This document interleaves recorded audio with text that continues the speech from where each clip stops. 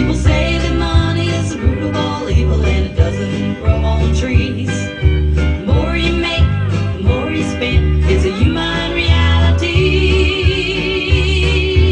Isn't it funny when you got no money and your friends are far and few, and you're looking for a job just to fill your belly, but there's nothing that you can do. So you stick out your hand and say, buddy, if you can you spare a buck or two? And it's still kind of funny how a little bit of money is enough to see you through.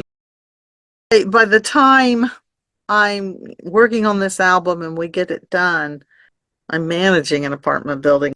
Kind of second child, that I've had, and he came early because I was managing an apartment building, put together a cleaning crew, singing on the weekends to make ends meet so that we can survive in California, and writing I have my new album going on. So I'm trying to promote it and get it out there and doing some different little projects with it. And I did a song called The Pumpkin Man for the lady Liz Erica Records, because she needed a song. She had a pumpkin shaped record. I wanted to do my career. Everybody that I had put together around me knew that I love music, and people were telling me, you're wasting your time not doing what you were put on earth to do. This one lady found a person who said he would love to manage me. They said, I was listening to these people, wrong timing. This one was an assistant manager that I brought in and everything to help me manage the 168 unit building. Well, I had no idea she just wanted my job. And the cleaning people, I thought we were all friends. She was encouraging me to leave my job. So I had this manager guy come up, and he presented himself pretty well. And he said he had this wonderful gig with all the stuff that I've already done, the contest winning and everything, that he could get me jobs in Colorado. Loveland, Colorado Springs. I took him up on it, and it was in November. I quit my job at the apartment building, which was bread and butter, roof overhead. The job paid well. I had another lady go to Colorado with me. Had some people lined up watching the kids with Jim. I knew something didn't feel right because he wasn't paying me. Now I'm there 2 weeks and he's not paying me. I call Jim and I go, you know what? Something's weird. He just wants to give me a check. I don't take checks. I have to have cash. There's something really wrong here. Another week went by and Jim goes, well, you got to come home because the kids are upset and I'm upset. And I said, but he wants to give me a check and this is not good. He gave me a check and I came home. Now the check bounced. And it was right before Christmas. I was doing Christmas shopping ahead of time and bills bounced and it was just horrible. My sister Vi, she jumped right in and helped me. She had to play one of my songs from my albums first. I have a little song called Isn't It Funny? That's on the album. Well, she played that for me. I had to listen to it and go, yeah, it's funny. Ha ha. Play that for y'all. So, get back home. Mary even, she said, I've got some extra money. Basically, just make me little payments. I said, okay, and I will make you payments because, I'll be putting this all back together. That creep that cheated me. We found out he was a drug addict. He's a cokehead. That's where my money went. He came to our apartment and he brought his stuff with him as he was moving in with us because he said he could make money from me. He could get me some really good gigs. And I said, you didn't pay me. He said, oh, I owe you. I'll pay you. No, but I can sell you. I know how to sell you, and we can make this happen. And my husband was 6'4.5". And he just picked up our little baby Wes and went in the other room. He left me in there with that guy who was trying to cheat me.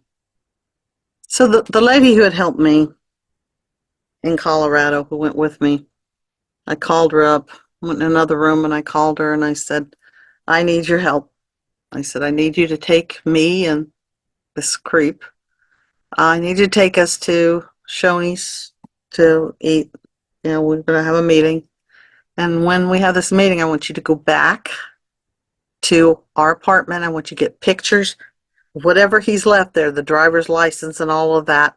Find anything you can on him and make copies. Take pictures of him. I said, because he's out. And I'm going to tell him he's out. Then I'll give you some time. Give me an hour. You know, I'll just play it by ear. And then I'm going to let him know after we have I'll hear him out and everything. And then basically I want you to come back and get me. I'll be in the parking lot. She says, Kathy, it's dangerous. I said, I know it is. I know it is, but I'm done. I'm done. I'm drained. I don't care. I really don't care what happens to me at this point. But he's not going to be in my house with my family. I want you to get all of his stuff, bring it with you, and drop it off. Drop it at his feet, and then you can leave, because I don't want you to be in trouble or in danger. But I said, I'll handle it. I'm not afraid. I'm upset, but I'm not afraid.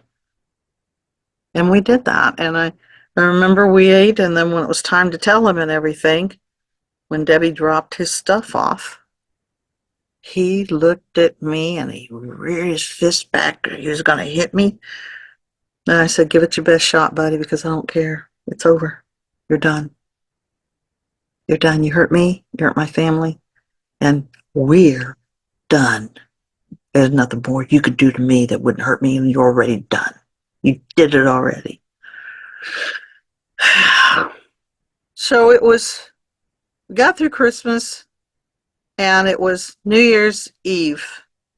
So I went over, everybody in the apartment building, 168 unit building, knew what happened and everything.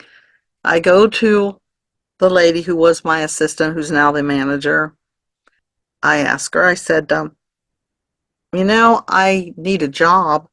Do you think I could get the job as the cleaning lady? She said, no. I said, I'm not asking for the manager job again. I'm just asking to be the cleaning lady. I need to work. She goes, no. I helped you. She says, and that's why I hate it when people help me, because they expect me to help them back. I went, okay, fine. I said, we're not friends. We can never be friends. And I will never ask you for anything ever again. I went home. I cried that night. I cried and cried and cried. And I said, God, I've been helping people. I'm the apartment manager. We sing to the kids. We bring in stuff from gifts and things for the poor.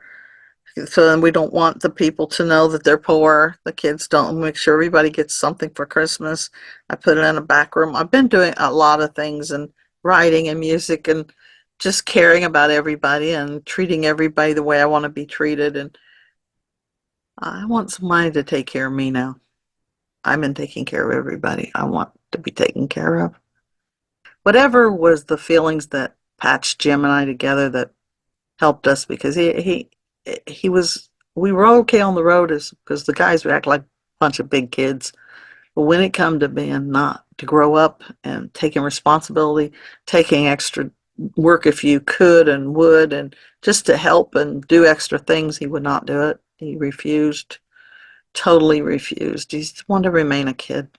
This is just too much. And I'm a singer, so I hear things back, and I hear this voice back. It says, you got to take your first step. You have to do something. What can you do to help yourself?